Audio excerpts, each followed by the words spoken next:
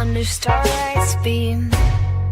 Heroes rise, in this night they gleam. Pages turn and as fate intertwines.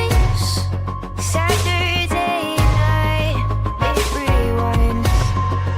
Spin tales poke the mind in the city's electric light. It's dodge, heroes fight, every moment feels so right. Welcome to that weekend thrill, where stories fashion dreams at will. In this world we take a fight, Saturday night special guide in the night. Wonders, heroes unite, comics and anime, and bring new light. Journey through panels and vibrant screens. This colorful tap. Welcome. It's Saturday night, which means it's time for Saturday Night Special, the sixth best show on Renovision. With comments such as, "For the love of God, let your friend stay where he's at," SNS, and "that channel is a rest area toilet bowl, and you don't need any more stinking up the best comic YouTube show going. And this is an absolute terrible watch. Such douche chills." How about we check in with Jedi Johnson and see if he thinks the boys are ready to start the show? But I still think we're more prepared than SNS, even with the rush we did on the show. Well, shit, I hope you boys are ready to bring the mayhem, because an all-new episode of Saturday Night Special starts in 3, 2, 1.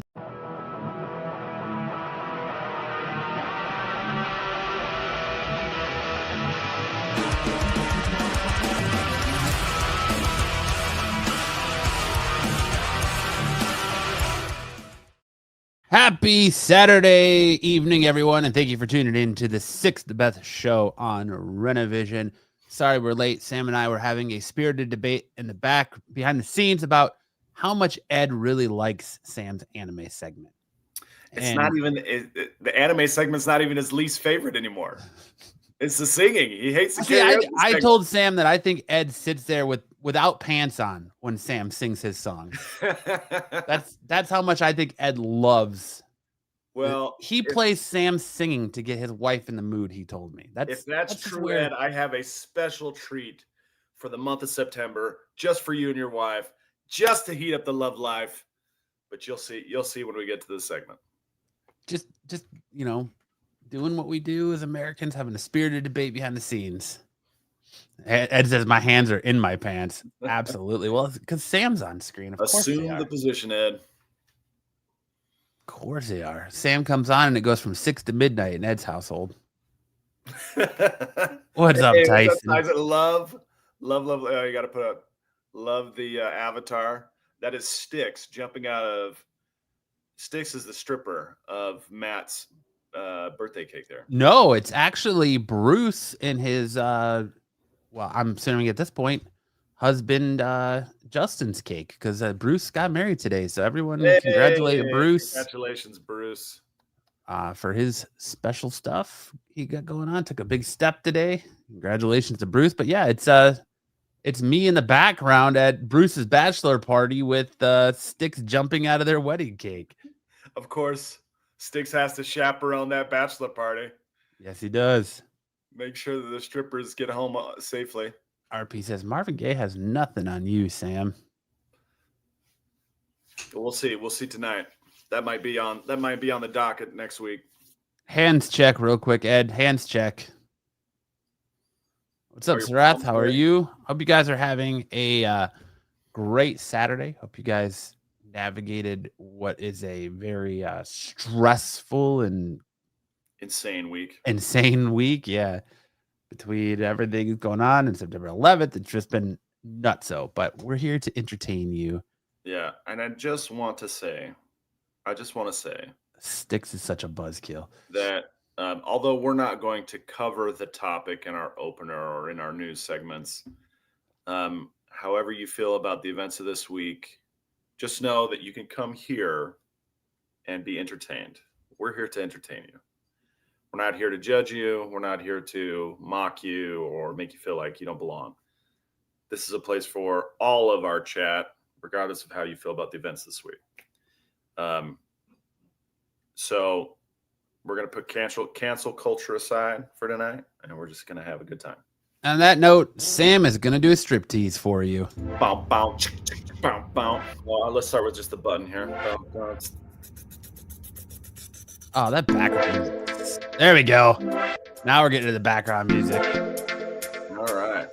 Woo. Can you actually hear that music? A little bit of Superman going on. A little bit of Henry Cavill Superman. Feel. Aptly named. Could you actually hear that background music? Yes. Nice. Sweet. Sticks and stones will break your bones. Well, Ed says, I come for free abuse. well, good. Because we got. And I'm glad we could deliver it for you, Ed. We got plenty to hand out. Because you're usually used to abusing another member of your body, huh? Sticks should be joining us at some point after he's done chaperoning Bruce's nuptials. Sticks is going to show up. Sticks is going to show up with just a bow tie, no shirt, and like a Miami Vice type tuxedo jacket. That's how he's going to show up. He's going to be Chippendales all the way. With a little tuxedo thong on, like Party Boy from Jackass. That's right. Sticks is having a great time tonight. Open bar, all the comics you could ever read. Could you imagine how dope the show would be if a drunk Sticks showed up? I often wonder what a drunk Sticks would look like. Or like Sticks' internet was canceled. Sticks on an upper. What would Sticks be like on an upper? Let's get him some stimulants. See how that goes. Oh my god. His internet. Could you imagine if he was just like Marco 2.0? Sticks on methamphetamines. Mm. Hey guys. Hey. He'd be like Theo Vaughn. He'd go from Sticks to Theo Vaughn in like no time. You guys have what we like to call a bit of the tism. Yeah, he'd be all over the place. Yeah. But all right, Sam, what do you got started for us this week? What's our opening segment look all like? right, it is political, but not too political. This is out of Nepal. Have you ever watched Sticks on weed? I've never seen Sticks on any kind of substance. To be fair, Matt, how would we know if Sticks? I know that's true. How would we even know? That's very true. I don't even think I've ever seen Sticks drink water. He lags in real life. How would we know? That's just his. It's not his internet. It's just his everyday aura. Is just lag, constant lag. All right, so these photographs, you see the central icon in both of these photographs out of Nepal is the straw hat Jolly Roger flag from One Piece. And this week, the government of Nepal was overthrown by a bunch of Gen Z Nepalese who were sporting the Jolly Roger, the straw hat crew from One Piece, as their symbol. And this, if you recall, we covered a couple weeks ago, the Indonesian, not insurgents, but Indonesian malcontents were also sporting the straw hat Jolly Roger, and it's starting to take off as a political symbol in Asia. And anybody who reads or follows One Piece is starting to understand exactly why that might be the case, because the government figures in the One Piece world are 100,000% corrupt, and they abuse and they genocide the peoples of One Piece, the sovereign or the conquered peoples of One Piece. And it seems like the Nepalese and the Indonesians are done with that sort of arrangement, and they are pushing back using this as a symbol. Now, what is hilarious about this is that after they toppled the government in Nepal, they held elections on Discord to appoint the interim government. So everyone's kind of going, what the heck is going on in Nepal? Like this Gen Z movement has really taken hold and is really going places that no one really understood or really was expecting. There's a lot of movements like this going on around the world. And I would not be surprised if you get to see a lot more of this icon, this the symbol of the Jolly Roger of the Straw Hat Pirates as it spreads. It's not very funny. I mean, it's not super funny, but it's just crazy to me, all the things that have been happening. I also want to bring up that there's so many things that happened this week. They're all overshadowed. There was a UFO hearing, and we got to see a missile bounce off a UFO. Did you see that? I did. It's crazy. Yeah, these are wild times. Wild times right now that we're seeing. Governments are being toppled. There was a 3 million person protest in London today. And of course, all the events that happened this week regarding what happened on Wednesday and then 9/11, and it's just crazy stuff. So just keep your head on a swivel, folks. Look out for each other. Give your loved ones a hug. You know, do what Bruce is doing and party and have a good time with the people that you care about.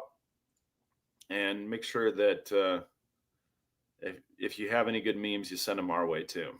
What do you think that missile was? Do you think it's actually a UFO it's bouncing off of? Do you think it's actually a missile? Or if it's just a dude with a really shitty camera and a Nerf gun, and he just shot like a Nerf dart at a drone?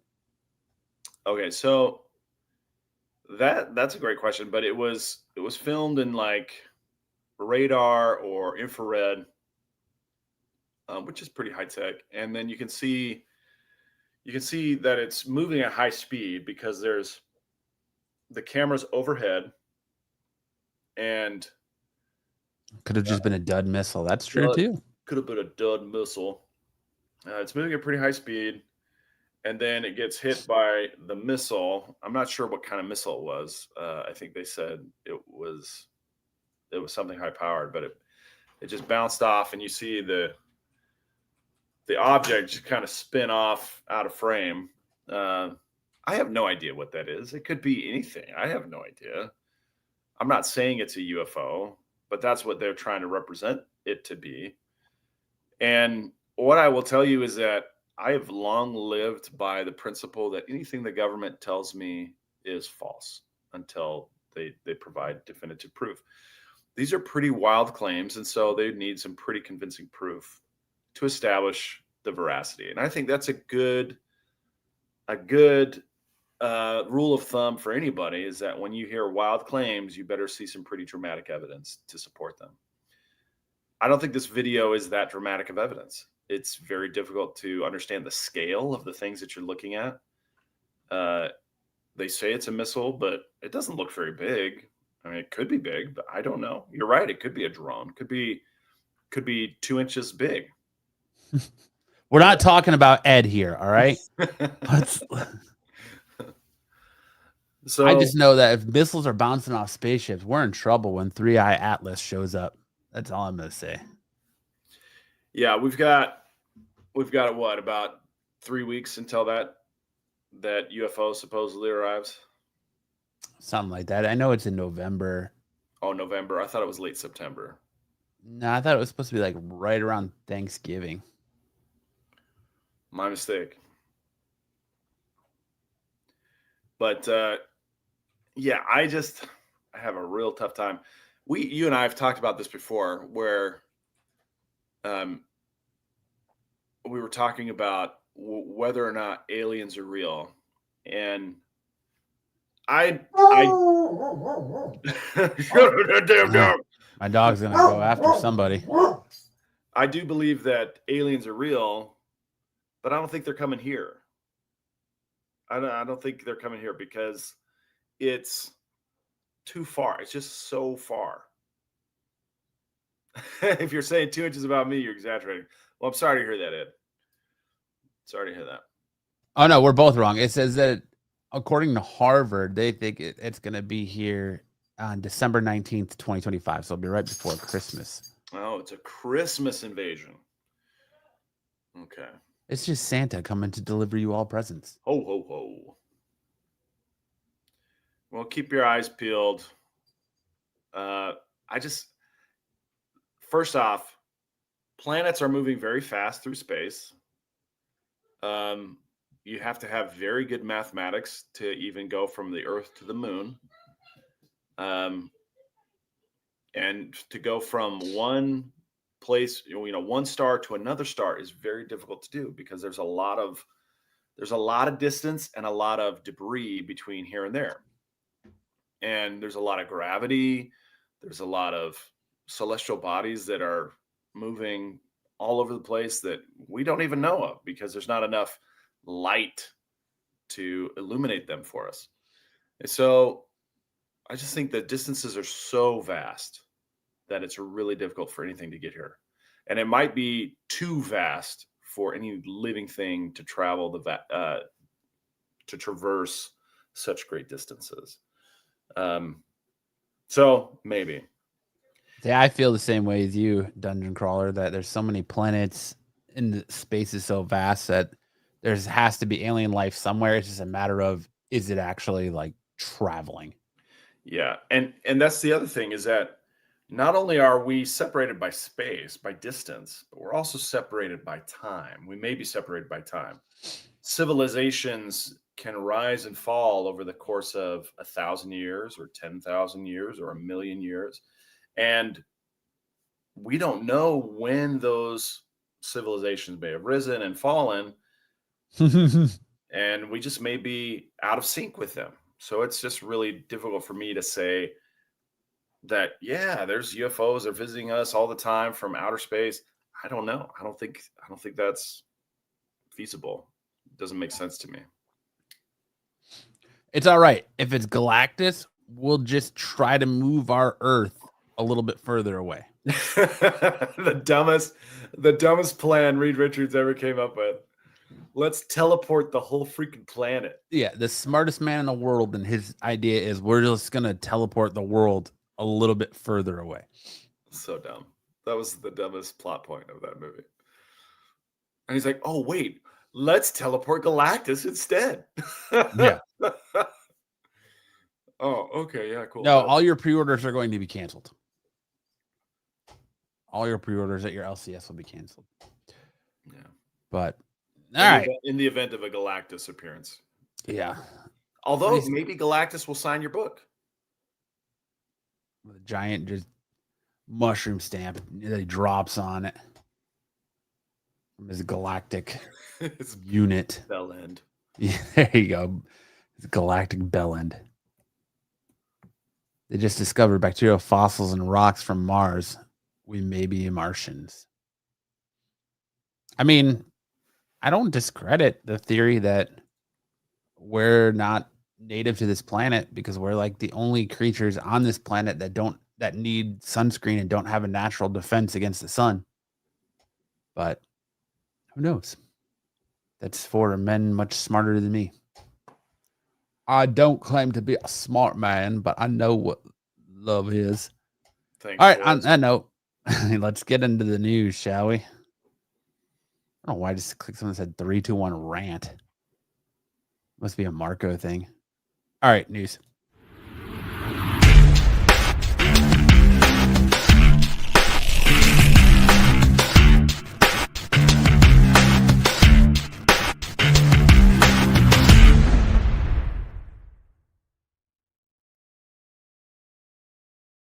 BK says, I am not a Martian. That's not what I've heard, BK. Believe me, I'm not a Martian. Believe me, I'm not a Martian. When someone starts something by saying, believe me, they're 100% lying. Elon will have some ideas. I'm sure we'll hear about it. I think Elon's a Martian. All right. Speaking of Fantastic Four, our first story is that Avengers Doomsday promo art reveals our first official look at Robert Downey Jr.'s Dr. Doom, and he looks fantastic. Promo art has frequently given us first looks at upcoming superhero movies, and it appears we can now add Avengers Doomsday to the list. Artwork on display at the Walt Disney Studios Marketing Expo in Shanghai has revealed our first look at Robert Downey Jr. suited up as MCU's Dr. Doom. This isn't comic book artwork. The last time a banner like this was spotted, a piece of Alex Ross artwork was used to hype up Avengers Doomsday's big bad. However, This is a new piece with a design that's similar to the comics, but also quite distinct. I like the detail on the belly piece. You can see the armor on his. Looks like a bunch of abdomen. Yu-Gi-Oh cards just stacked together. Yeah, it's a bunch of Yu-Gi-Oh cards. Magic, he's got Magic the Gathering, and there's some guy in the background going like this because his butt crack is showing. Well, the water, I can't remember who's in this set, but this is Spider-Man right here for Spider-Man Brand New Day. But yeah, I agree. I like the detail in the stomach. I like the chain mail. I like that he's actually got the comic book accurate mask on. It looks really good. And apparently they're going to change tactics with promotion and pushing this movie. They're going to kind of do what they did with Avengers Endgame. So they're going to kind of sprinkle it out over the year instead of just inundating us with a bunch of stuff right off the bat. So I bet you we probably get a bunch of teasers before we get a real trailer. I bet you we probably won't even see a trailer for this movie until May of next year when Spider-Man's supposed to come out. So, Did you hear about the drama between Robert Downey Jr. and Ryan Reynolds? Yeah, but I've heard a lot of places say that that's a lie. And Ryan Reynolds himself has said that he's never even stepped foot. He hasn't even stepped foot on the Avengers Doomsday set. So it's just all rumor. It's just rumor mill. It's just rumor mill. That's what I've heard. Dom. It's just Dom back there. That's what it is. Dom on his blog. On his Wood on the street is Ryan Reynolds and Robert Downey Jr. fighting. They're fighting. They punch each other in the face. Straight from Pickle Rick. That's a pretty good Dom impression. I've been working on it. I don't feel like there's enough outrage there for Dom, but let me try this one. Great Scott Murray! That's better. Killed the Corgi says, please no Doom fatigue. I don't know if you're gonna get Doom fatigued about it though. But you mean Dom fatigue? No, I'm sure you'll get Dom fatigue. Ryan Reynolds has a top-notch PR department. That's true. It's his wife. His wife should hire Ryan Reynolds' PR department. Shut down all the negative press going on about her court case. That dude, I mean, Doom looks sick. I just hope Robert Downey Jr. pulls it off and it's played differently than Tony Stark, but I think it's sick. And my other question is about this movie is how much time are we going to see him without the Doom mask on? Is it going to be like when he played Iron Man? Because you're not going to pay Robert Downey Jr. not to see his face, right? I don't know. Maybe he wants to play it Mandalorian style and just keep the mask on. What if he goes like full like Tropic Thunder, where he's literally just a dude playing a dude dressed as another dude? You know, his performance in Tropic Thunder should have. I mean, did it win an Academy Award? I think it did. Certainly was award winning. Award worthy. Award worthy. There you go. Award worthy. But he, and then he went on to do Dr. Dolittle. So it was all downhill from there. We could get any number of things here. There's a lot of possibilities. But I'm looking forward to this. I'm very looking forward to Avengers Doomsday. So hopefully, fingers crossed, it works out. Great in Sherlock Holmes. Not great in Sherlock Holmes' Game of Shadows. Not great in Doolittle. Not great in Doolittle. So he had a good run there for a while, though. Yeah, I think a lot of it depends on the writing and the direction. I think he's got a lot of talent, or he's got a lot of ability, I should say. He's got a lot of ability. He's developed the talent into ability. But where the director takes it is really important. So fingers crossed. Looks great. Costume looks great. Looks fantastic. All right, next up. Paramount Skydance is prepared to bid to purchase Warner Bros. Discovery and DC Studios.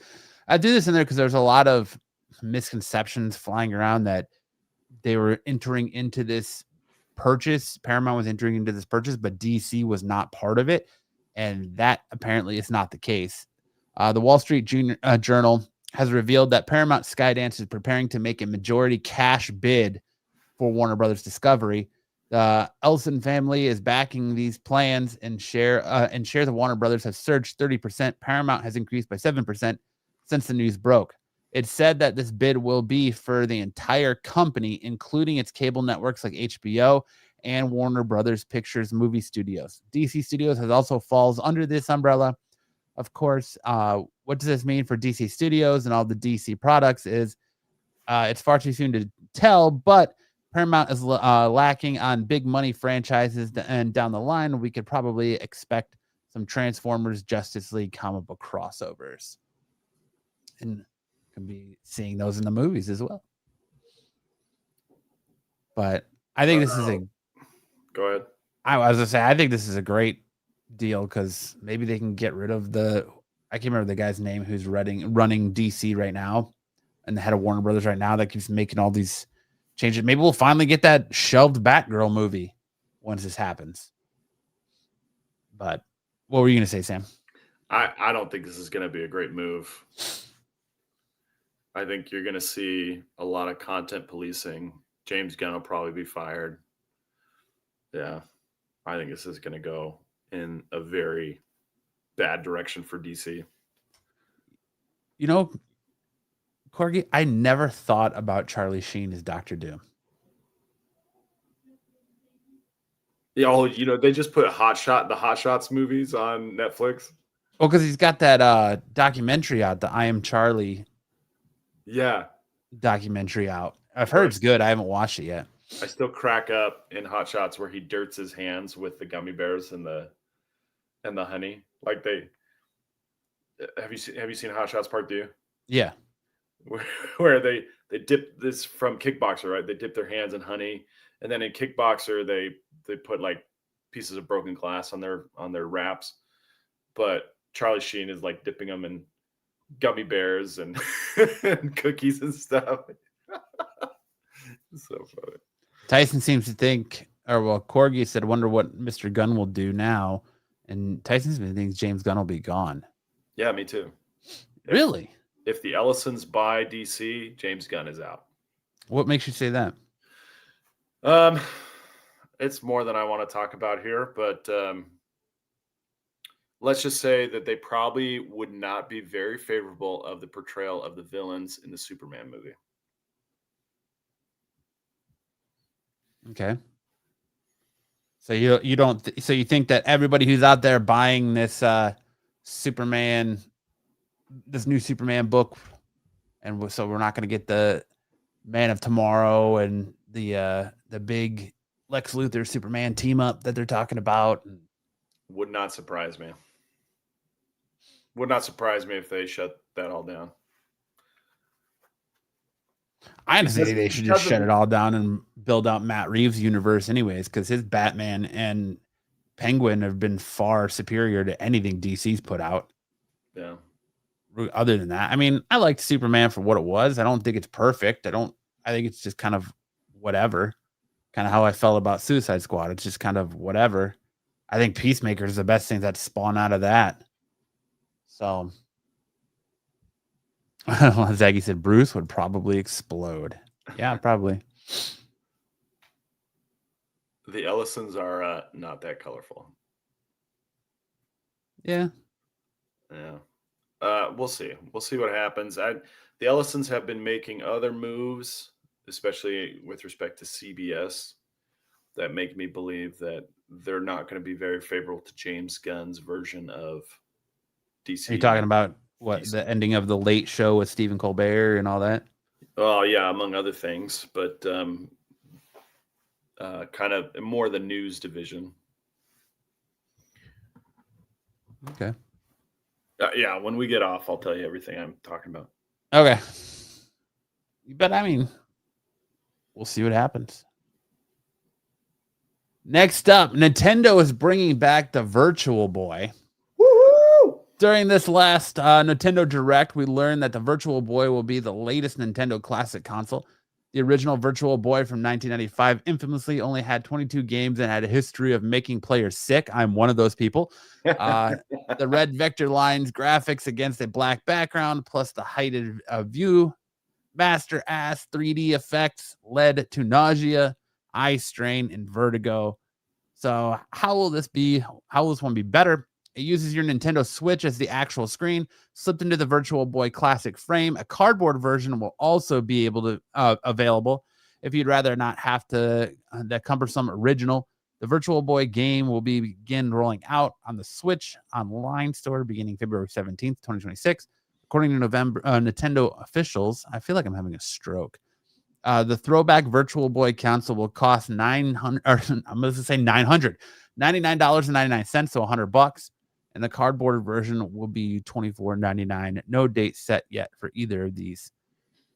Why are you going to pay $100 for an empty shell that you just slide your Switch into? Because you can see porn in 3D on it. How can you watch porn on your Switch? Doesn't have a web browser, does it? I think there are. What are you going to the lengths of? If you're going to the lengths of downloading porn on an SD card to put into a Switch to try and do something with it there, I think you've got other problems that you need to seek help for. There's games you can play. But yeah, if there's porn that you can do in 3D on this, absolutely people are going to spring for the $100 version. Just get an Oculus at that point. Like, why? Just get an Oculus. Because this is only $100. How much is the Oculus? Like $200, $300. Yeah. Corky's like, oh, I get it now. It'll sell. This thing used to make me sick as a dog. I never owned one. My buddy down the street did, and I used to play Mario Tennis on it and the pinball, and it just. Tyson could feel like he's in the arms of a lactating mother. That's how it's gonna sell. Teenage boys, dude, they will find a way and make the folks pay. Tyson could put himself in the breastfeeding video. Could feel like you can already do that with an Oculus. I feel like I'm there. Yeah, but you can't play Mario on an Oculus. Tyson says, right on. There you go. I feel like I can smell the milk. And this one is, he just gets hit in the face with water, and he's like, oh, I just got sprayed with some. They should just make it 4D. Gotta have his buddy over there sprinkling. Give it the 4D effect. Zaggy says, I do it with my phone. Oh, sad. Poor Zaggy. Well, I don't know about your Switch. I don't know about I don't know about $100 just for an empty shell to set your Switch to camera. It's like I'm there. Well, maybe we'll get to see more functionality in the coming months. All about the Switch channel time when the folks open the bedroom door. Mom, I told you to knock. Why is the vacuum running at 3 a.m. in Billy's room? What are you doing in there? I'm cleaning my room. No, you're not. No, you're not, Billy. Yeah, you're gonna see a lot of funny videos coming from that. And then yesterday, we got our big announcement. The Super Mario Galaxy movie is coming. Super Mario Brothers sequel is going to be titled Mario Galaxy. I feel like it's been like 9 years since that movie came out too. But the Super Mario Brothers movie captured a whole lot of gold coins. It took a whopping 1.36 billion at the global box office, guaranteeing that it, just like the legendary video game franchise itself, will be getting a whole bunch of Mario titled sequels for a long time. And now we know what the first one is going to be called. Nintendo announced its animated hit follow-up. It's titled after one of the most beloved entries ever. But just what is the title of Super Mario Brothers movie sequel? Get ready for the Super Mario Brothers Mario Galaxy movie. Super Mario Galaxy movie will see the return of Chris Pratt as Mario, Charlie Day as Luigi, Anna Taylor-Joy as Princess Peach, Jack Black as Bowser, Keegan-Michael Key as Toad, and Kevin Michael Richardson also. And they're also back for more animated fun. Nintendo and Illuminations said that they will announce additional characters and voice casts at a later date. Comic is the wizard. The wizard. Oh, is that who it is? Yeah. I was like, I don't know who Comic is. That's the introducing Bowser. Yeah, that's the guy. Have you guys made brackets for 2XKO? No. No. Thank you for asking, though. Well, I loved the first Mario movie, so I can't imagine, but this is going to be fantastic. The score from the first one really did a good job of adapting the video game music, and the Mario Galaxy score was fantastic. So I'm excited to see it in the movie. I love Mario Galaxy. Although it's weird that they're going with Mario Galaxy because, like, the after credits of the first Mario movie, wasn't it like Yoshi's egg opening up? So I figured that, like, it would be like Super Mario World 2 or Yoshi's Island or something like that. It's weird that we're getting Mario Galaxy, but all right. Or Luigi's Mansion.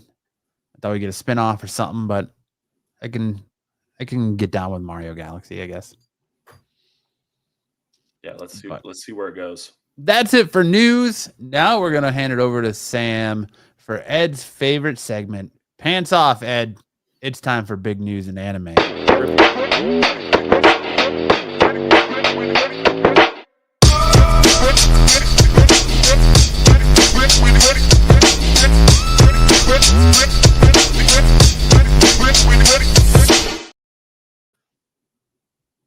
That's All a right, great Sam. theme song. Sorry, what I cut you off. What were you saying? Said, Ed, make sure you grip it with both hands. Oh, All right, let's go. First up, we've got the Demon Slayer reviews are in. Did you go see this, Matt? I did not know. Well, good news. I went and saw it. Nice. And I will tell you that for Demon Slayer fans, this is a fantastic movie. I'm a Demon Slayer fan. And I've been waiting to see how they were going to adapt the final story arc. It's very, very good. There's basically 7 main villains that they have left to fight, and they fight 3 of those 7 in this first installment of the final story arc. In the next one, I imagine will clean up the rest except for the big bad, and then the final one will be fighting the last big bad. The first 13 minutes is a bunch of falling. It is.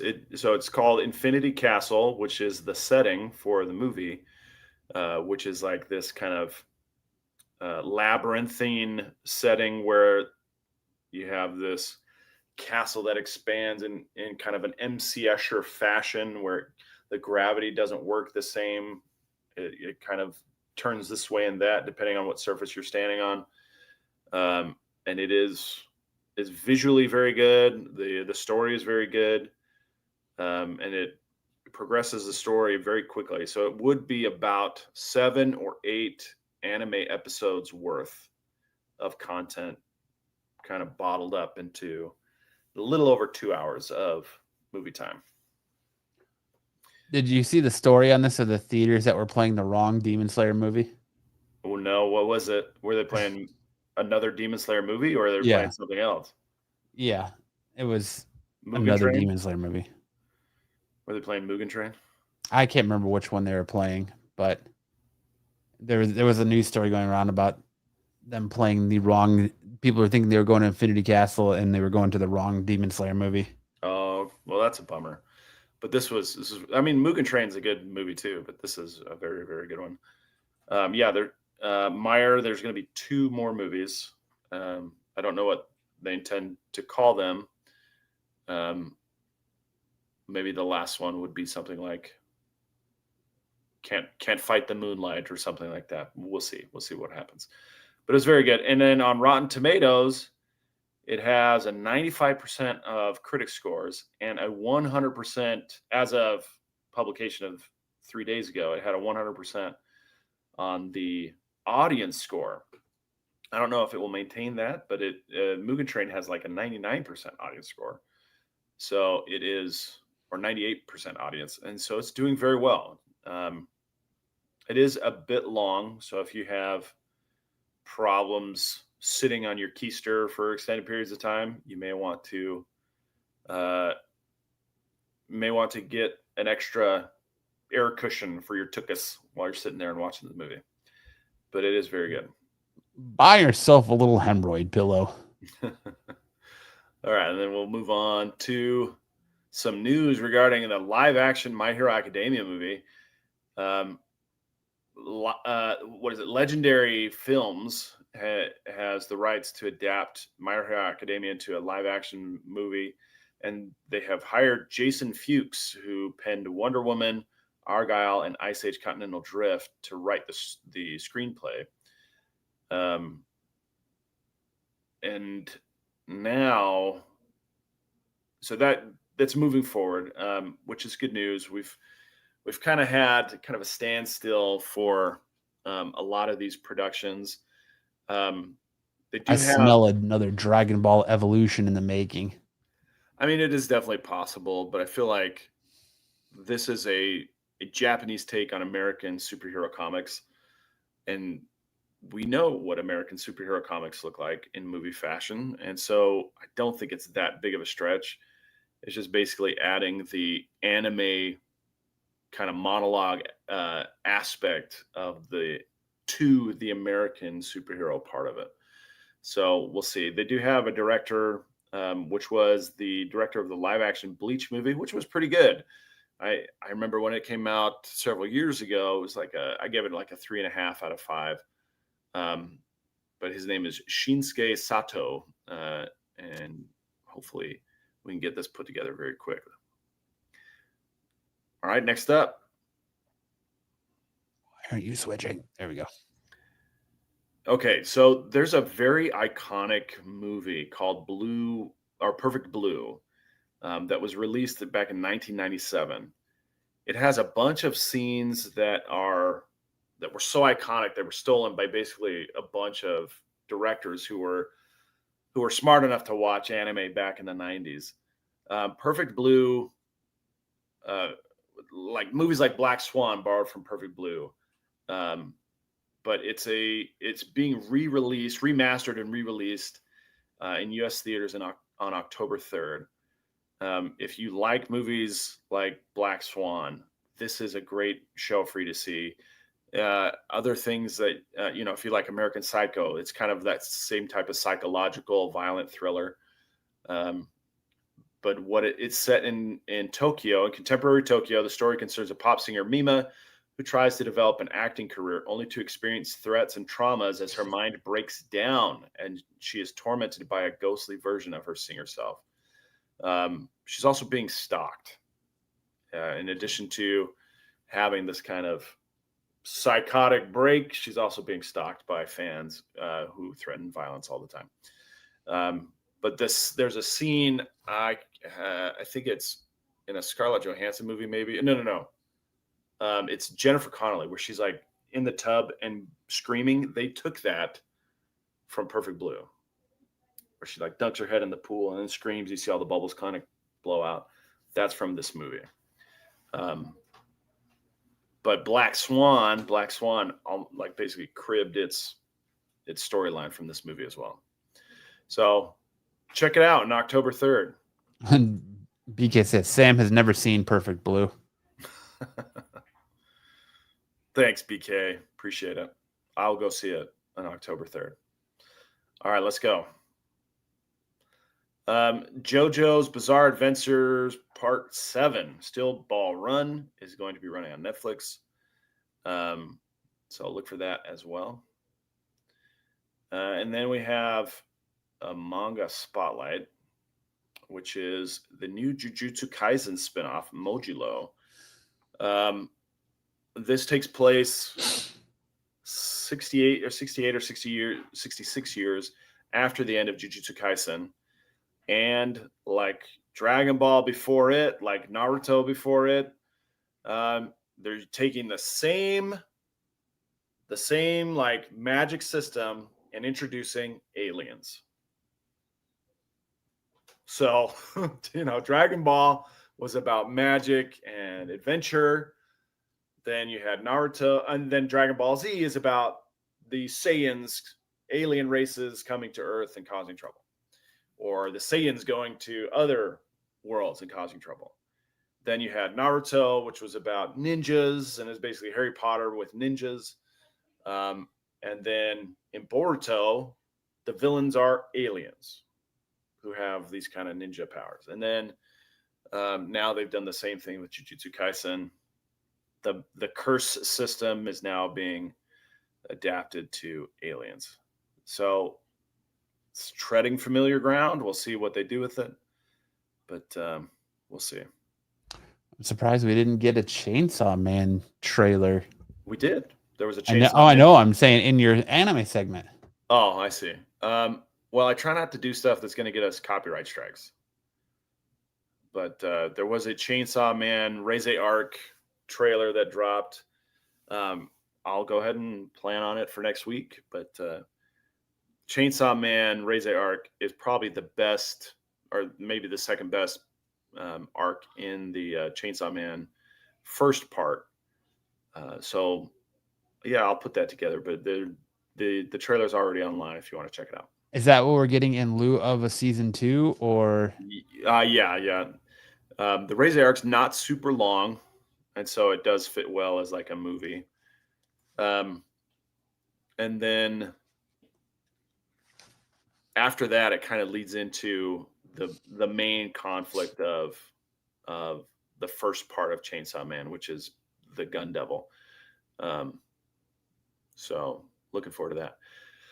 All right, I don't have anything for you to click on here, but I do have kind of a funny story. So we can move to the highlights, but I had a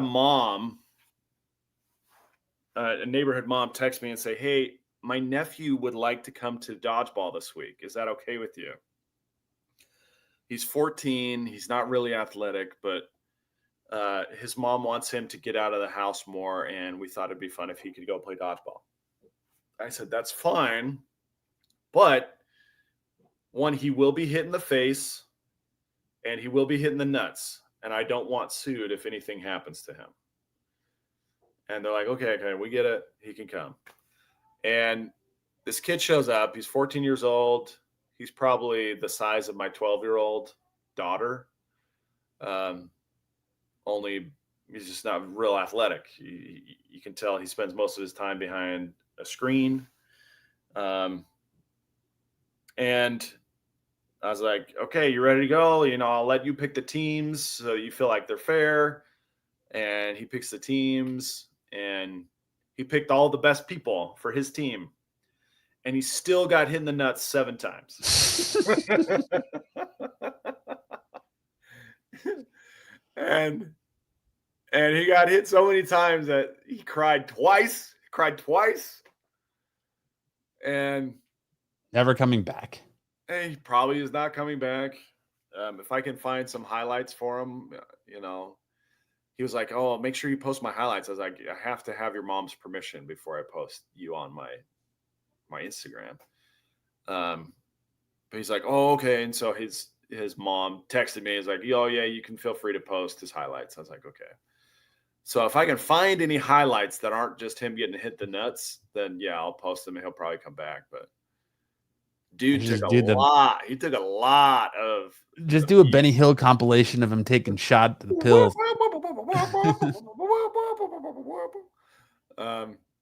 But yeah, he at a certain point, you have to take responsibility for yourself, man. You can't just keep serving up your gonads to everybody. You gotta protect them, There's some leagues where they say that serving up your gonads. there's some leagues where if you get hit in the face or you get hit in the nuts, then it doesn't count. And I'm like, no, that doesn't make sense. Those are the parts child abuse. You should protect your head and your nuts the most. So those are fair game. Sam equals worst uncle ever. I am the worst uncle. It's so funny you say that. I am the worst uncle. Uncles are the worst, and I'm the worst one. That's what I tell my nephews. But anyway, I do have a couple highlights. So none of them are him. Ed says, but that's the highlight we want. I know. I'm working on it. All right. So I think this first one is, this was all in one game. Some like throw and catch or like dodge and catch. And dude, the guy in blue who's just like, he's like flying through the air at the end there. This is freaking awesome. Such an awesome game. They must be pros because they came with knee pads. Yeah. The pros are showing up in knee pads. Thaddeus with a little dodge and catch. I love that. Thaddeus is so good. And they all went home with carpet burn. Okay. Here's another thing. Okay, the two people in knee pads, you've got the guy in blue and the girl with the black tights. Sam only plays dodgeball against women now. She's in the next. Let's go to the next highlight. This should be around here somewhere. Around here somewhere. They might still be in the car. All right, so here's Brittany, the girl I was trying to. The one that I'm playing against now, the only girl I play against. You guys playing in Area 51? She and I would do these duels where we're both throwing at the same time, and she beat me every single time we did them. And then she caught me twice, and she caught this kid twice.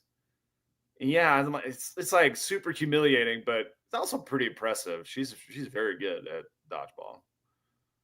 So, how old is she? I don't know. I think she's like either late 20s or early 30s. Okay, well, at least it wasn't even more humiliating that it's like a 17-year-old. No, I mean I know she drinks. I've seen her drink, so I know she's in her 20s. I mean, most 17-year-olds drink nowadays. You think so? I think kids are like way nerdier than they used to be. Fidel time. We're getting there. I do have a Fidel tribute post that I should reload just so we remember what Fidel was like, because when he comes back, he's looking pretty fit in his Navy uniform now. So we'll see. All right, that's it for dodgeball highlights. Good stuff. First time Tyson's seen a girl, LOL. I don't think that's true. Nah, he looks at breastfeeding videos all the time. He's seen plenty of girls online. Yeah, he's seen mothers. He's seen MILFs. Or those just pretending. Yeah. Well, that's good too. All right. That brings us to a mega character matchup where last time we saw Apocalypse continue to win. So now we got Apocalypse versus Dazzler. Sam, why don't you remind the people a little bit about Apocalypse? All right. So Apocalypse, this is the super strong, super powerful, just basically world-ending villain. He's got 95 and 50, and then everything else is 100 for intelligence, strength, speed, durability, power, and combat. So he's just like really super strong. All right, and let's take a look at Dazzler. I think these stats are wildly overrated. 70 out of intelligence. She's smart and resourceful, especially in combat and performance strategy. She's basically Gem is outrageous. Her strength is 40, peak human strength, enhanced slightly by energy manipulation. Speed is 50. She's an agile performer, capable of quick movement and dodging. 60 durability. She can absorb damage through light conversion, but not invulnerable. 85 for power, because she converts sound into powerful light energy, lasers, strobe blasts, and shields. And combat is 65 out of 100. She's a trained fighter, uses light offensively and defensively. All right. Now we get our scenario. Our scenario. We got a futuristic concert arena in Neo Los Angeles where Dazzler is performing a global peace broadcast. Apocalypse descends, declaring the age of mutants must begin with the silencing of false idols. The crowd flees as the stage becomes a war zone. Round 1, Sonic Surge. A Dazzler channels the roar of the panicked crowd, converting ambient sound into blinding strobe blasts. Apocalypse is momentarily staggered, his sensors scrambled by the intensity of the light. Dazzler launches laser beams that slice through his armor, forcing him to regenerate. Dazzler takes the edge with light-based offense, and which is overwhelming in a sound-rich environment, giving her early momentum. Round 2, Celestial Counter. Apocalypse manipulates the arena structure, warping metal into tendrils that lash out. He dampens the sound waves with gravitational fields, starving Dazzler of her power source. Dazzler switches to internal sound, her heartbeat, her breath, creating a concentrated photon blade slashing through Apocalypse's arm. Apocalypse's control of matter and energy begins to suppress Dazzler's advantage. Final clash, Radiance versus Ruin. Apocalypse grows to titanic size, preparing a molecular disintegration wave. Dazzler absorbs the last echoes of the arena's destruction, sirens, screams, collapsing steel, and unleashes a supernova burst of light. The explosion blinds Apocalypse and sends him crashing into the ruins. Apocalypse regenerates, but Dazzler escapes, her mission complete. Apocalypse admits her power is evolutionary, but not enough to end him. The winner is Apocalypse 7 times out of 10. Why? Because Apocalypse's molecular control, immortality, and sound suppression counter Dazzler's core abilities. Dazzler can win in a sound-rich, chaotic environment, especially with prep or allies, but Apocalypse dominates in open terrain, low noise zones, and prolonged battles. I like this. Dazzler isn't really a great singer. I'm probably more of a singer than her, if I'm being honest, claims Apocalypse. So yes, Apocalypse is once again your winner. Tyson says, surprise, surprise. We'll find out who's going to be the next challenger for Apocalypse.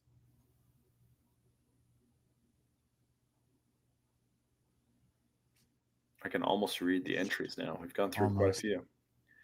Ichigo Kurosaki from Bleach. So we'll see next week what Ichigo will do against Apocalypse. I'm smelling another victory for Apocalypse. Maybe. The aroma is in the air.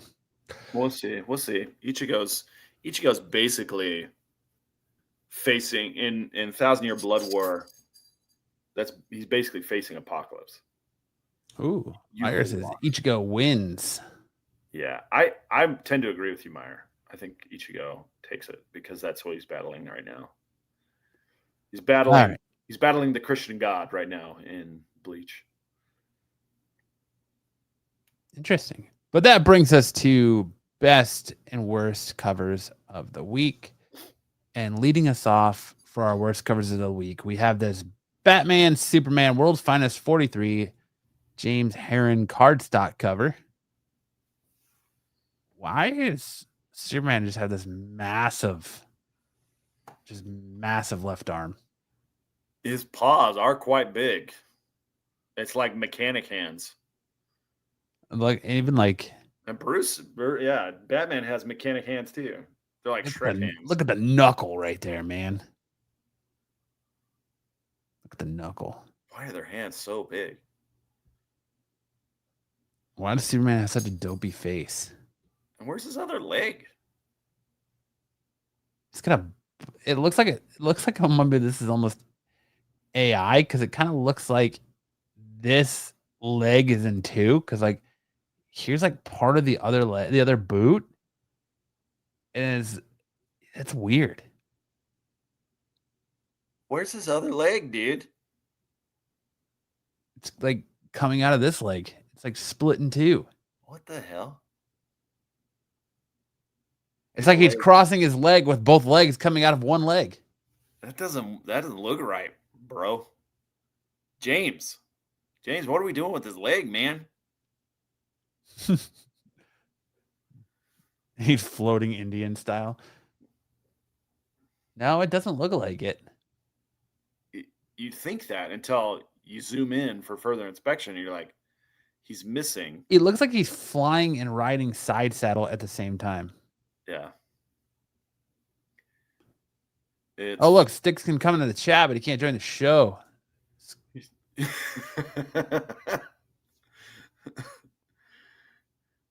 I can look, but not talk. I got to keep it quiet. Shh. Keep it a secret, Sticks. Don't tell Bruce that you're on the show. A massive hand. That's just not great. Hey, guys, just got home. Thanks, Okay, Sticks. great, Sticks. Still didn't answer my question. Next up, we got New Gods 10, this Ian Bertram cardstock cover. He's got to go squeeze out. He's got to go squeeze one out a pregame before he jumps on. Yeah, this is like heavy metal style or something. Why are the legs so long? It looks like she's melting. I bet she'd be better in the WNBA than Angel Reese. It looks like Brittany Gardner. I can't say cosplaying.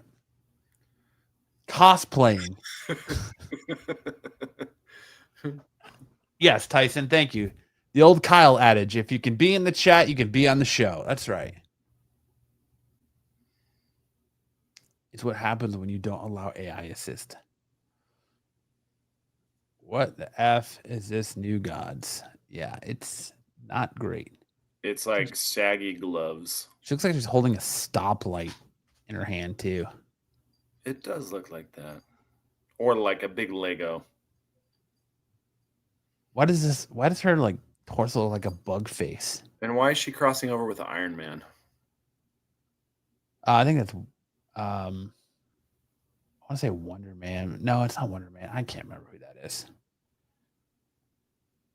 But it's not great. Everything's just droopy. She looks like she's got fingers in the back of her hand. Droopy B cups. We're not interested. Mr. Miracle. Thank you, HQ. Yes, that's who it is, Mr. Miracle. Mr. Miracle is the only one willing to put up with her. With her droopy boobs. She's got an impressive. She's definitely packing some heat down there, too. She's got a commanding presence. Then we got this Daniel Warren Johnson variant for Deadpool Batman #1. It took me a while to figure out what's happening. Yes. And I was like, where the hell is the thing's head? And I was like, oh, wait, it's right there. Okay, then what's the other thing? Oh, okay. It's an arm. It's an arm. That's Thing's arm. That's his other arm. Left arm. Uppercutting to death. Isn't that the gal we just saw in the other? Yeah, it is. Yep. From New Gods, same person. That's Brittany Griner. Okay. It took me a while to understand what was going on. And I'll be honest with you. There's not a lot of great covers on this Deadpool Batman #1 crossover. Why are Deadpool and Batman not featured on the cover of this? They are on a couple of them, you'll see. But this is not a great cover. Okay. Tyson says cocaine's a hell of a drug. Yeah, it took me a while looking at it. It's like, what the hell am I looking at? What is going on here? This thing bleed blood. You made me bleed my own blood. Or does he bleed like sand? Nobody makes me bleed my own blood. Nobody. I don't know. He's just white. WHIT. White Goodman. E. Then up next, well, 1 in 50 Frank Miller variant for Batman Deadpool. Featuring Old Man Logan in The Dark Knight Returns. Reliving his most iconic and also worst covers ever. He literally just copy pasted. Batman and Wolverine are in the same exact position. Just flipped. And underwater for some reason. Yeah, why? I don't know why they're underwater. I don't know why Wolverine's claws are like a foot long and look like they're glow sticks. Okay. Just think about this, Frank. His blades can't be longer than his forearm. They have to hide inside of the forearm. They can't be longer than the forearm. Nice of Sticks to join us. What's up, Sticks? I'm sorry you missed out on your Chippendales text. Did you already put it away? He can't hear you. Hey, can you hear me? Yeah. Yeah. Can you hear me? Oh, okay. Okay. He didn't even know he was alive. He was too busy chaperoning Bruce's event. Sticks, do you have a blanket to keep your legs warm? They're cold. But yeah. No, I'm here. I never said I wasn't coming in. I did pop in the chat to tell you I was there. I was coming. It's just a style choice. It's not necessarily bad. This is terrible. This is bad. How can you look at this and say it's a style choice? It's not necessarily bad. What are they looking at? This is a style choice. This is a style choice. This is a style choice. This is just bad. They're looking at you, Sticks. It just is. Hello? Like, they are in the same position. They are underwater for some reason. Does it make sense in the context of the book? Why is Wolverine blonde? Who knows? When has We'll never know. Wolverine been blonde? Has Wolverine ever been blonde? No. He visited Scandinavia one time and thought it'd be White haired, not blood. So he died. He died at Teflon. Scandinavia. What's up with all the Yeah, like what- unnecessary lines all over their bodies? They have eczema. He literally drew the same face. You can even kind of see the outline of Wolverine's face in Batman's. Well, you know, I mean, Batman is two Wolverines kissing anyway, well, Wolverine is to Batman kissing. or whatever. Whichever. Tyson says that I thought you'd still be wearing your cake outfit, Sticks. Right. No, Sticks has got to represent the brand. Yeah, man. I He's gotta thought, represent himself. That was funny. Thank you. Tyson. But it's just, come on, Frank. Like it's so similar that their bottom halves are exactly the same. Exactly the same. Around. Just copied and pasted. Yeah, or flipped it. Just not great. And then we get Crypto, the last dog of Krypton #4 J. Lee cover. You don't like this? No, I don't. It looks like it's zombie Crypto. Why is he Weird. like, Lasering up. or why is his lasers like crooked? You would think they'd be like a solid beam, unless it's supposed to be like after he fired his lasers. And they're just, his They're eyes are cool enough. smoking. Like, it looks like he's pissing in the weeds. Jay Lee is one of these artists where his art style is very unique. It is definitely unique, but it's definitely hit or miss on what he's drawing. It does look like it does look like he's scratching himself or relieving himself.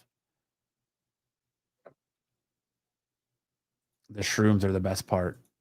It looks like Jay Lee was on shrooms when he drew this. It's Dark Side Crypto.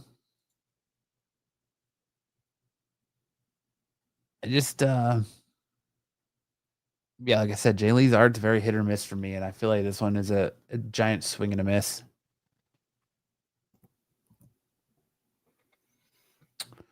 But now we're gonna get into our best covers of the week. What, Sticks? I was gonna say there have been better crypto covers than this. Well, there's better Jay Lee covers too. And just like I said, his art just is hit or miss for me. Then we get into Marvel Zombies Red Band #1, this Ryan Brown cover. That's really good. I love the use of like the zombified Reed Richards, but still using his power. So his jaw's like super elongated. His fingers are super elongated. really good. Ton of Marvel Zombies Red Band stuff this week. Ton of covers. Then we get Star Wars, Boba Fett, black, white, and red, #1 Lionel Yu cover. He's ready for a monster cack. I'm sure Dom's probably buying all these. Oh my God, yeah. Oh yeah. His poor wife is going to have to watch these just be plastered all over his room. Gonna have stacks upon stacks of them. Yeah, instead of Cindy Crawford, he got Boba Fett on as well.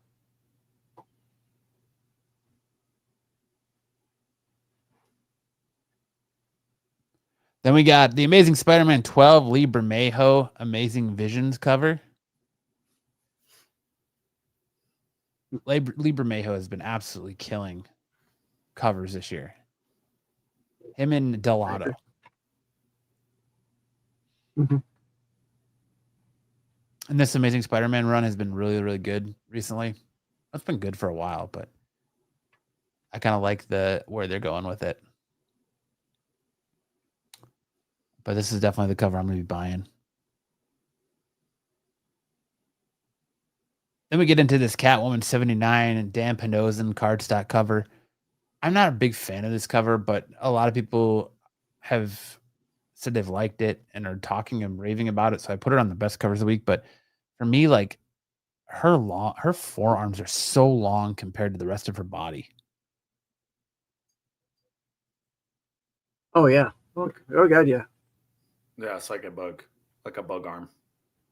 Yeah, praying mantis arms. Like she's got super long forearms and then tiny hands compared to them. Talavera has been putting out some fire, in my opinion. I agree. Then we got this Greg Capullo wraparound variant for Batman Deadpool #1. Love me some Greg Capullo Batman stuff. There's a ton of covers for this Deadpool Batman #1. I'm actually surprised they didn't do a blind bag for it, if I'm being 100% honest. I appreciate your candor. And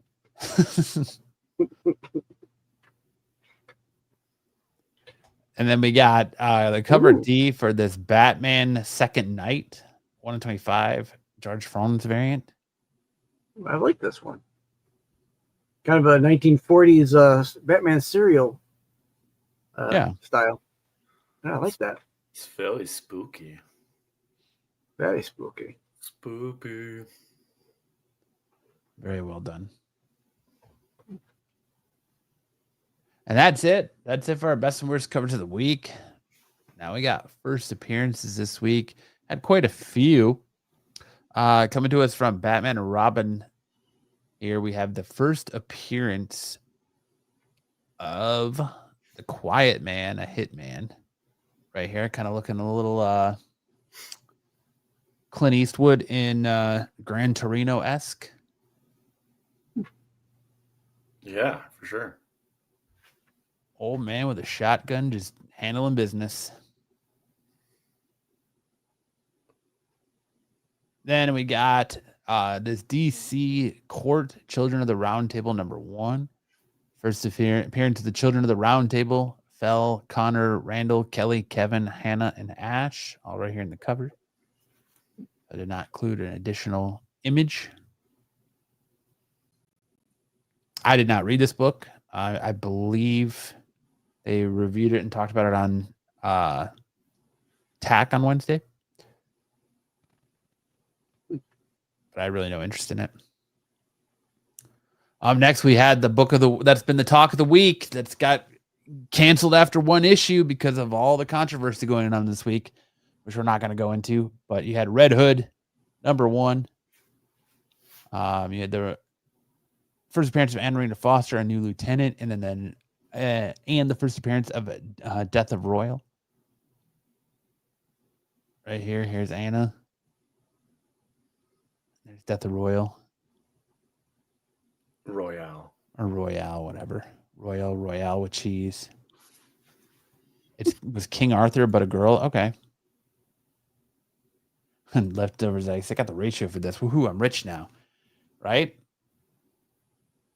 Controversy sells. Then we got Spider-Verse versus Venom-Verse. You got your first appearance of Spider-Venom.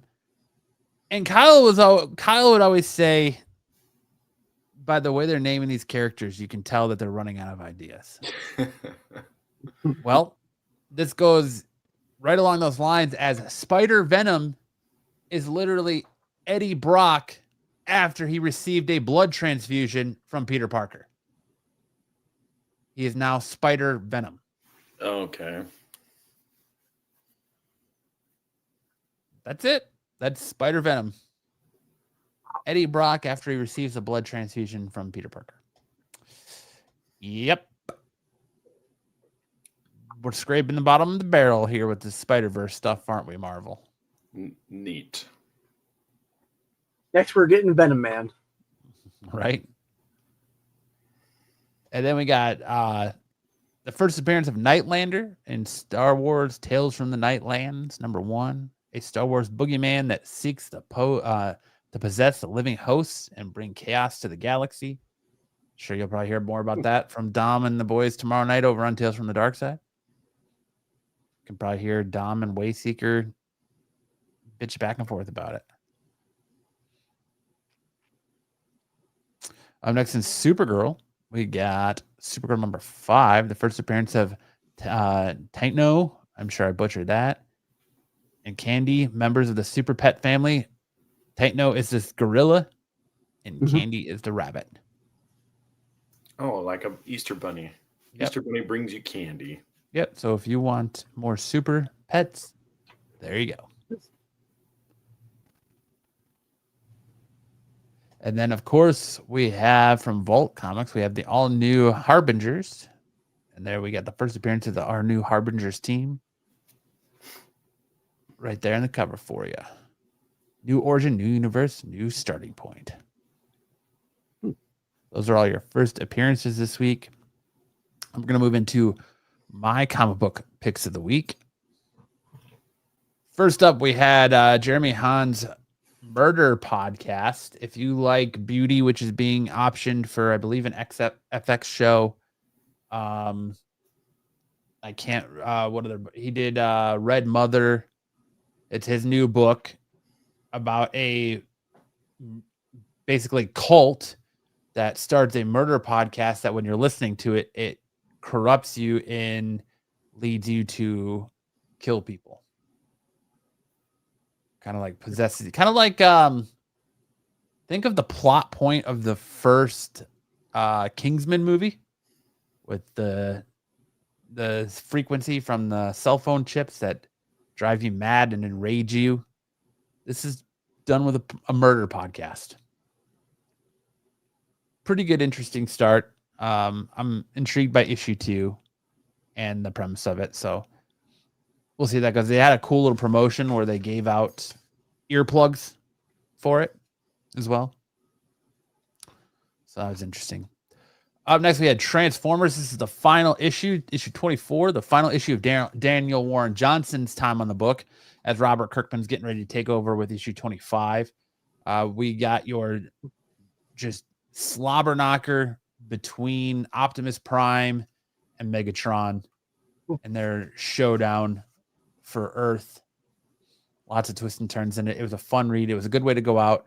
Daniel Warren Johnson absolutely killed this book. I'm kind of sad that he's leaving it to go on to other things, and Robert Kirkman's taking this over. Hopefully Kirkman will continue to knock it out of the park. But it was still a really good read. I would recommend it to any Transformers fan. And then we had the book everyone's been talking about this week, Absolute Batman #12. Absolute Batman #12. You finally get to see the extent of Absolute Bane, and you get to see kind of the whole what this book thing with this book is that like Batman's rogue galleries are his friends. So he grew up with them. They're his friends. And this book, you really get to see how they become their evil selves. So you get to see how Killer Croc becomes Killer Croc. You get to see how Penguin becomes the Penguin, how the Riddler becomes the Riddler, and Two-Face becomes Two-Face.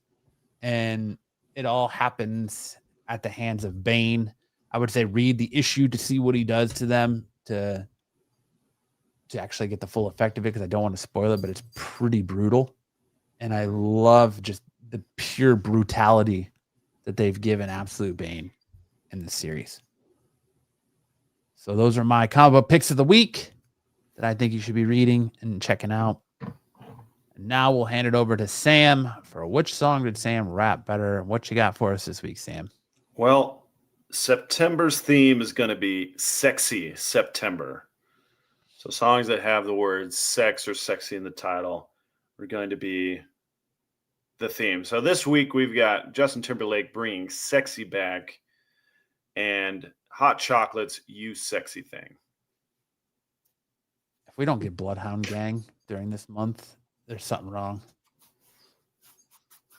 It has to have sex or sexy in the title. All right, here we go. You guys going to be my backgrounders? Sticks is all over it. Sure. All right. The enthusiasm from Sticks. Let's go. Later, guys. Enjoy the rest of the show. Ed, hang out. We know this is your favorite part. I'm bringing sexy back. Yeah. Them other boys don't know how to act. Yeah. I think it's special what's behind your back. Yeah. So turn around and I'll pick up the slack. Yeah. Take it to the bridge. Come on. Dirty babe. Listen. You see these shackles, baby? I'm your slave. Uh-huh. I'll let you with me if I misbehave. Uh-huh. It's just that no one makes me feel this way. Take Uh-huh. it to the chorus. Come here, girl. Come to the Go back. ahead and be on with it. VIP. Go ahead and be gone with it. Drinks on me. Let me see what you're turking with. Look at those hips. You make me smile. Go ahead, child. Get your sexy on. Come on, Sticks. Where you at? Go ahead, be gone with it. Get your sexy on. Go ahead, be gone with Get it. your sexy on. Go ahead, be gone with Get your it. sexy on. Be Get gone your with it. sexy on. Get your sexy on. Such enthusiasm from Sticks. Well done. All right, well, I did that. All right. I thought that went well. Sticks, you were a little behind on the timing. A little. All right, here we go. I believe in miracles. Where you from? You sexy thing. Sexy thing, you. I believe in miracles. Since you came along, you sexy thing. Miracles right before my eyes, you sexy thing, got me hypnotized. Don't stop what you're doing to me. My angel from above lying next to me. How did you know I won? Been a long time coming, only just begun. Doing all the things that make my heart sing. Keep doing what you're doing, you sexy thing. Where did you come from, baby? How did you know I needed you? How did you know I needed you so badly? How So did you badly? know I'd give my heart so gladly? Yesterday, I was one of the lonely people, and now you're lying next to me, making love to me. Man, am I glad that Murder Podcast gave me these earplugs. I thought that first one was pretty good. Sexy back. I can feel the waterfall starting from around the country right now. Hey, Ed was doing the background. Ed was getting in it with it, yeah. Was in the background, my man. Ed was all for you bringing sexy back. I'm bringing sexy back. Yeah. It's good stuff, Sam. As always. All right, we're gonna be bringing the sexy seduction to you guys all Sexy month long. September. Can't wait. Ed to is see sliding off his chair. Ed is sliding off his pants. Oh, those are got a long time ago. All right. Now it's time for everyone's favorite game. It's time for the Dom game. Give us your Dom impression, Sam. Hey, guess who's one of these posts I liked? Hey, it's the one with the girls. Hey, I don't care if she's AI. I don't discriminate.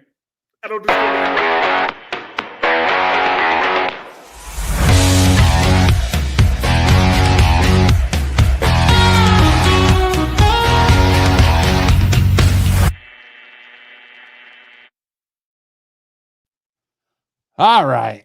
That's right. It's time for us to guess the IG post Dom liked. Leading us off. Did Dom like this picture? Yes or no? Yes. From Black Angel. Okay, first off, let's talk about the subject of this picture.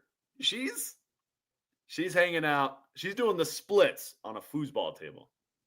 And you definitely know that this foosball character right about here is upside down. Sarath says Capullo. She's taking some liberties with the rules of foosball. She's dropping the ball into play. Is what she's doing right now. She's definitely taking some liberties. That's what's happening right here. The ball is being dropped into play. I never thought a foosball table could be used in such a fashion. You learn something new every week on this show. This has broadened my horizons. So Sarath says Capullo. Sticks, what say you? Good answer. Sticks. Hello. Good answer. Sticks. Slow down. I don't think it's dumb. I don't think it's dumb. I don't think it's dumb.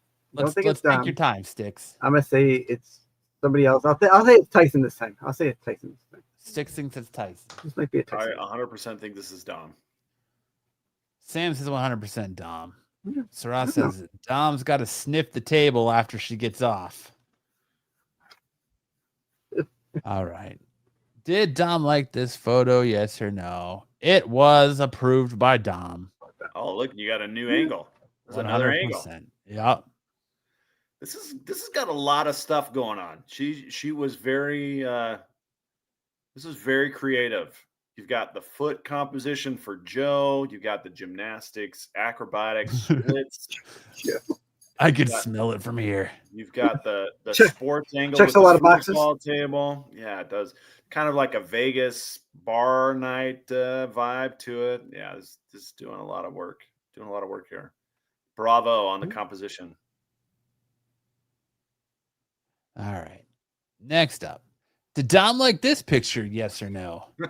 Miss Milker and Maria Milfy, the AI breastfeeding twins. Mommy and me. Which one's daughter? Which one's mom? Well, I guess only Tyson knows for sure. Only the farmer knows. Right off the gate, Tyson. Yeah. I'm gonna say no. I'm gonna say Dom said no to this, but this does feel like a Tyson pick. Sam says Tyson pick. Sticks, what say you, my man? I'll go Capullo on this one. Capullo on this one.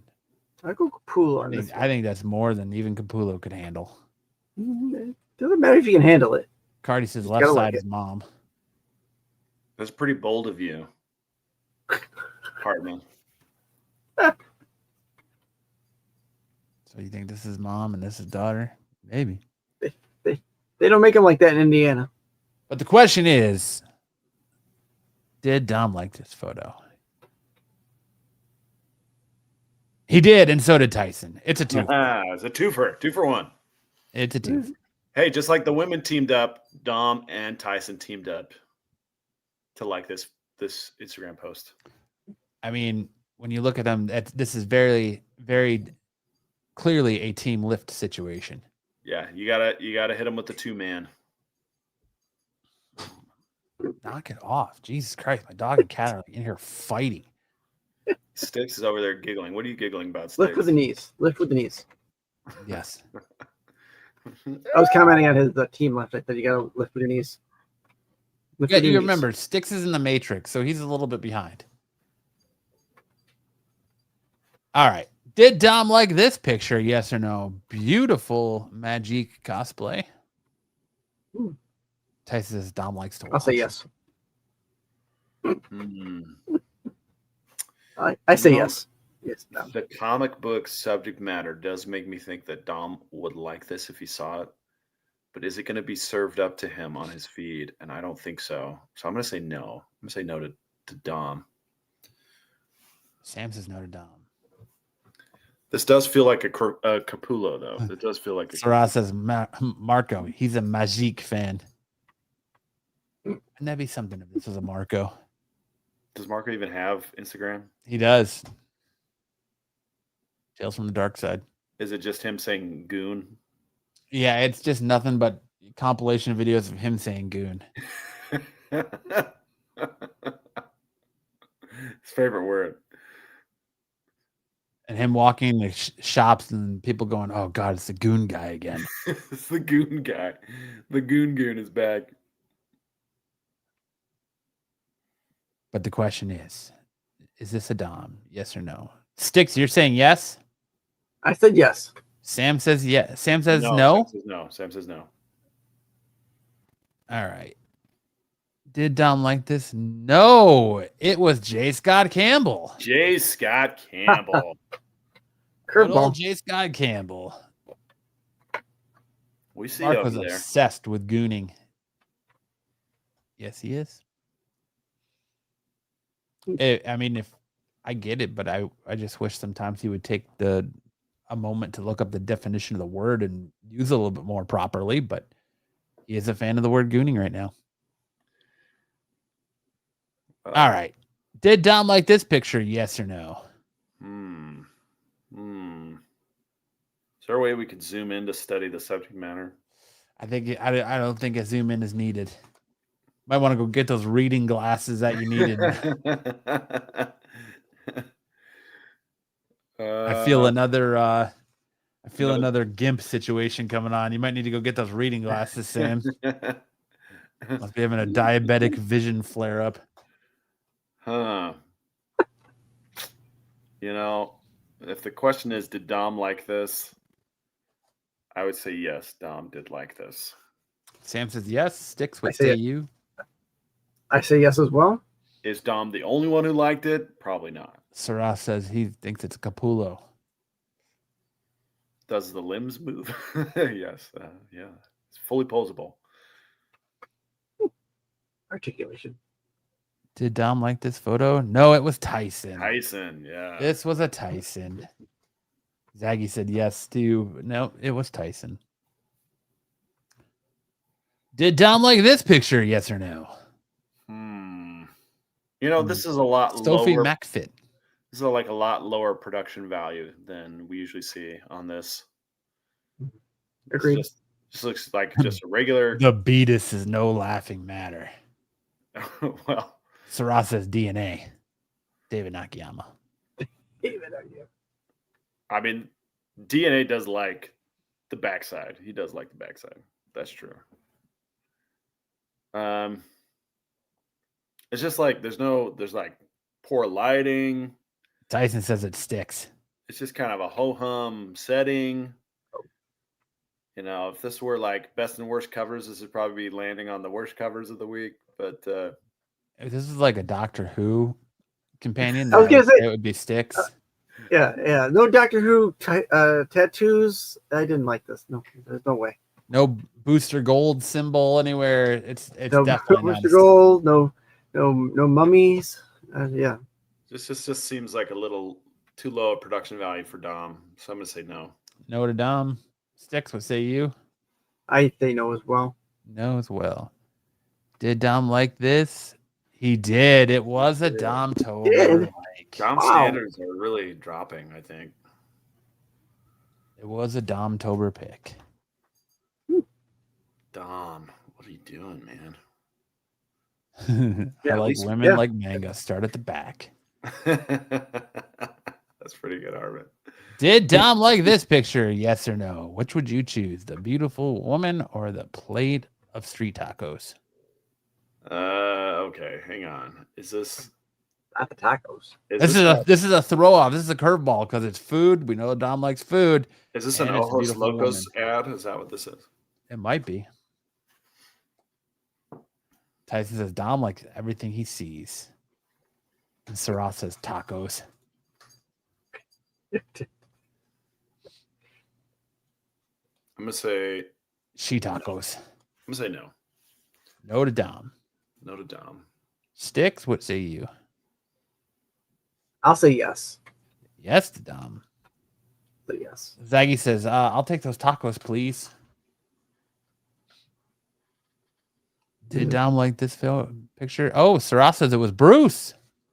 No way. That would be a curveball. That would be definitely a curveball. Okay, but there's two different types of tacos. That's what she's asking. Do you want the carne asada or do you want the al pastor? That's what she's asking. Oh, is that what it is? Yeah. On the table, you have the al pastor, and then in her hands is carne asada. Well, I mean, I feel like there's a lot going on in this picture because not only are there two different types of tacos, there's potentially some Arby's in there too. Oh. What's up, Double O? What's up, Devin? Hey, Dub. It was Dom. Ah, Dom did like this photo. Dom was all about you're hit or miss tonight, Sam. yeah, All over the spectrum tonight. I'm thinking too hard about it, I guess. I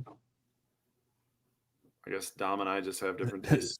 The Bruce picks are way too obvious. Yeah. It's just, Did Dom like this picture? Yes or no? Gosh, I've been way off now. I'm questioning my instincts here. Just kind of got a little Sabrina Carpenter vibe going here. But I'm gonna say no. I'm gonna say no to Dom. This does feel like a Capullo. Sarat says DNA. Zaggy says now I want potato cakes. I was thinking the same no. thing. I think we finally got to the Capullo part of the show here. I'm saying no again. Yeah. Sticks says we're getting to the Capullo part. Dub says yes. The beauty standards are definitely normal. Did Dom like this photo? He did. Oh my gosh, I'm Dom. like 2 for 7 so far. I've only got 2. Did Dom like this picture? Yes or no? Good night. This is like the trailers at AMC. How many of these are there? Just when you think it's over, there's always one more. There's 25 minutes of trailers at AMC. Dom's a complicated man. So yes. I'll say yes. I'll say yes. You say yes. You say yes.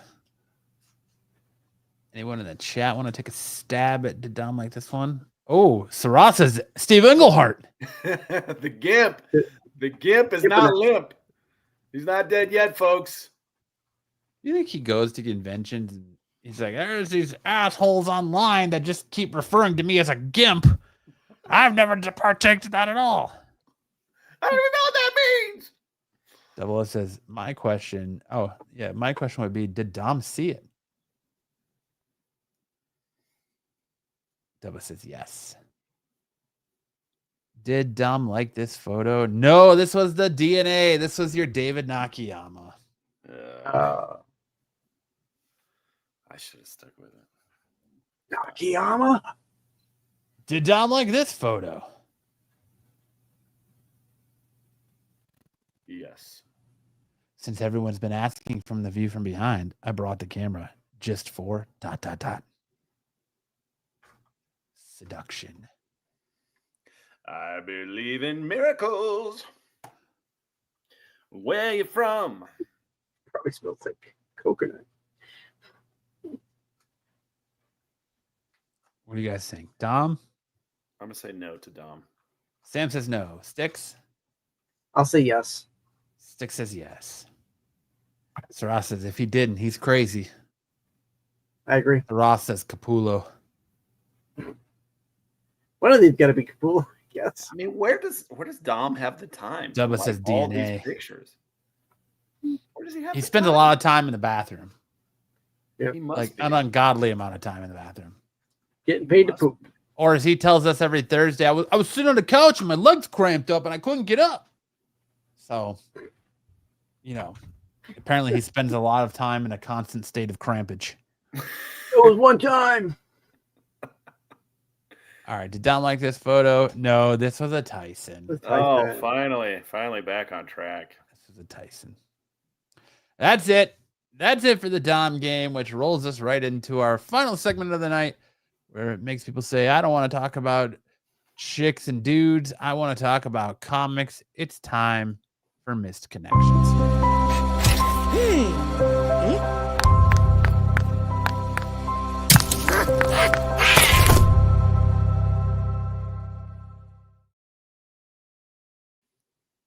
Saras says Tyson is a man of class.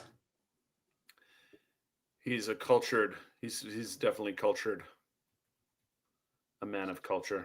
All right, Sam, you gonna kick us off? Let's hit it. Secret poor open mic poet. Looking for the person who recited a poem about having rough sex next to a dumpster with rats in it. This was over 2 years ago. Any leads on poets who frequent secret poor, who might be the artist appreciated? Nice.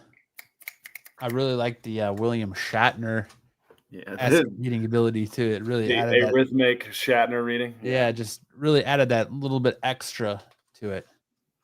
You know, because that's the difference between ordinary and extraordinary, is just that little extra. That's right. That's right. That's true. But rough sex next to a dumpster with rats in it, huh? That's just as classy as your poem. That's a high level of kink right there. Read me your poem. Walmart big guy, Winchester. I'm looking to the nice big older bearded chub trucker guy at the store. We make eye contact a few times. Get back to me if you see this, or if you look like him. Catcher man here. Okay. I think you'd have to pronounce it bearded chub trucker guy. All right, let's try it again. I'm looking for the nice big older bearded chub trucker guy at the store. We make eye contact a few times. Get back to me if you see this, or if you look like him. Catcher man here. Was that better for you? That was way better. All right. Looking to reconnect with that blind hand job some guy gave me. Zaggy says, play ball.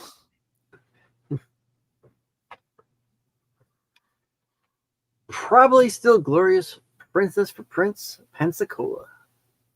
Peace out like a busted flip-flop at a Florida gas station. 262-277-9240. I'm ghosting harder than a last situationship. Practically neighbors with Escambia High and Buyout adjacent. Pensacola, baby. I'm tolerating someone in a love language, then I'm basically Shakespeare in cargo shorts. All right, I'm done here. Go live your life, you magnificent chaos gremlin. All right. Okay. Okay, something about this screams 500 feet. You know what I mean?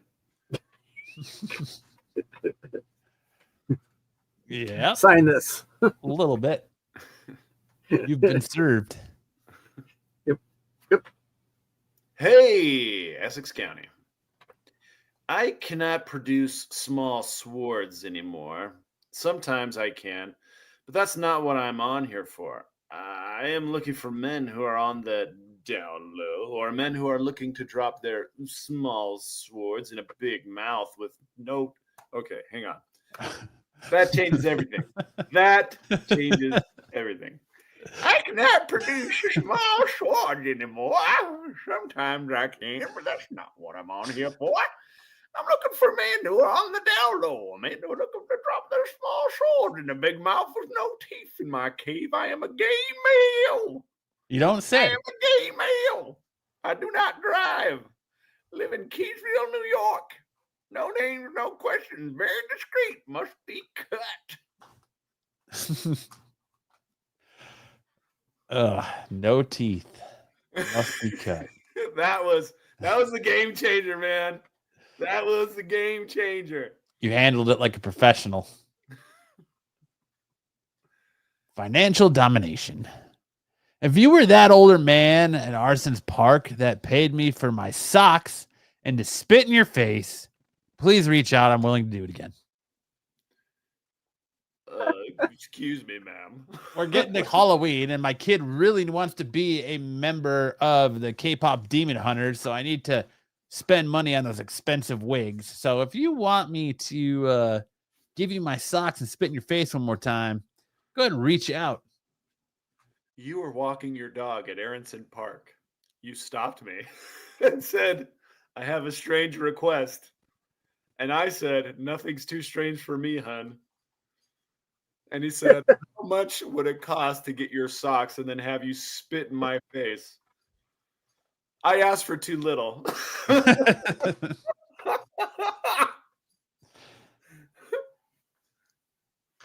didn't get enough. Well, now who's dominating who? Now all the magic is gone, Tulsa. She said, hold on, timeout. Oh man.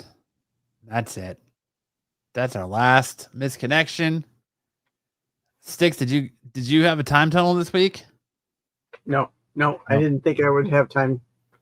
Wasn't sure if I'd be back. Sticks time tunnel is just a thing called life in his world. Sticks at time tunnel at lifelaw.com. Better bring knee-high socks. What's with socks? That's nasty. Yeah, that's pretty nasty. I'm glad that the socks are what makes it nasty for you, not the just straight up like spit in my face. Or that's just all right. Approaching a stranger at the park. Gross. Listen, I just saw you jogging. Random question. How much for them socks? And I'll double it if you spit in my face. But I'm talking, you gotta hawk a big loogie. She obviously didn't ask for enough because she still needs more money. But now she's not in the domination position because she's asking. Now she's begging for it. Now she's begging. Yeah. Now he's not interested. He's not interested. Nope. You gave him all the power, and he clearly doesn't like that. He does not like to have the power. Right. He liked it better when she looked disgusted about it. Now she's just looking for the. Oh yeah. My what? You want me to do what? Who? You disgust me. Oh. 50 I'll triple it. Fine. $50, huh? Hurry up. Yep. I was gonna say, damn, Dad gets spit in the face all the time, right? Hawk a big loogie. Hawk a big old loogie. But that's it. That's our show. You guys had a nice time hanging out. Sticks, thanks for joining us. If you want more comic book goodness, make sure to check out all the other videos on the channel. Stick around. I'm sure there's something else great on this channel that you can find. If you want more from Sticks, you can catch him you can actually catch him tomorrow night in the Star Wars show. Oh, right here on Renovision. You can catch him Tuesday nights on his channels for his Doctor Who We Knew You crew. One Blue. Then you can catch him Thursday as well for Off the Mat if you're into pro wrestling, or you can catch him Fridays on the Qualified. You can catch Sam at Triple D Dodgeball on Instagram and all of his awesome Triple D highlights. You can catch him here every Saturday. You can catch me on my channels every Thursday and throughout the week as well. But make sure to check out all the great stuff on the channel, whether it's Tales from the Dark Side, Pete's Shorts from during the week, Tax Show on Wednesday, Top 10 on Friday, followed by the Qualifying, and brings you right back here to us next Saturday. So on that note, Sam, take us out with some words of wisdom. You know, this week has been just insane for historical events. And what I want to let you know is that you don't need to concern yourself with the stuff going on globally. Focus on your own space. Focus on the people you can reach out and touch. The more we do that, the more it spreads, the more bean dip. Sticks that I look like we're holding hands. The more it spreads, and the more that we kind of repair the damage that has been done over the last 30 years. Well said. Well said. And just on another note, remember, if some guy in a park approaches you and asks for your socks and to spit in your face, ask for more than you think he'll pay. Aim high, and you can always come down. That's the art of negotiation. Ask for more than you'll think he'll pay. Either you've got me confused with somebody else, or this is a joke.